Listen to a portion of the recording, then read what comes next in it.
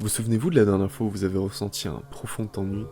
Je ne parle pas d'un ennui survenu pendant une routine, mais bien sans distraction, seul, face à vous-même, où règne un silence oppressant.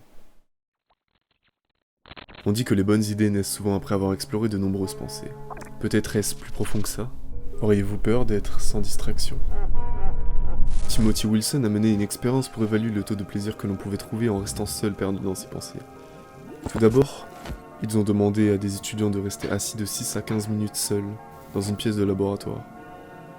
Aucun des participants n'a apprécié l'expérience. Pour savoir si c'était dû à l'environnement, les chercheurs ont donc reproduit l'expérience au domicile des étudiants. Mais ceux-ci prenaient encore moins de plaisir. 32% ont même avoué avoir triché en écoutant de la musique ou en consultant leur téléphone.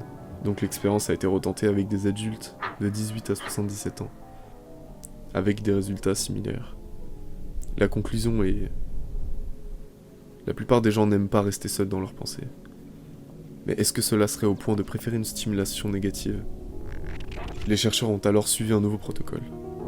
Ils ont d'abord demandé aux participants de dire si différents stimuli comme des photographies ou un léger choc électrique étaient plaisants ou non. Puis ils ont demandé si, dans l'hypothèse où on leur donnait 5 dollars, ils seraient prêts à payer pour subir ou ne plus subir ces stimulus. Seuls ceux qui préféraient payer plutôt que de supporter un nouveau choc électrique sont restés pour la suite des expériences. Les participants ont alors dû rester assis 15 minutes, avec leurs pensées comme seule distraction.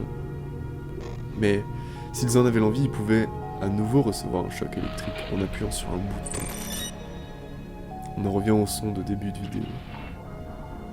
Résultat, 12 des 18 hommes et 6 des 24 femmes se sont administrés au moins un choc. Et un homme l'a fait 190 fois.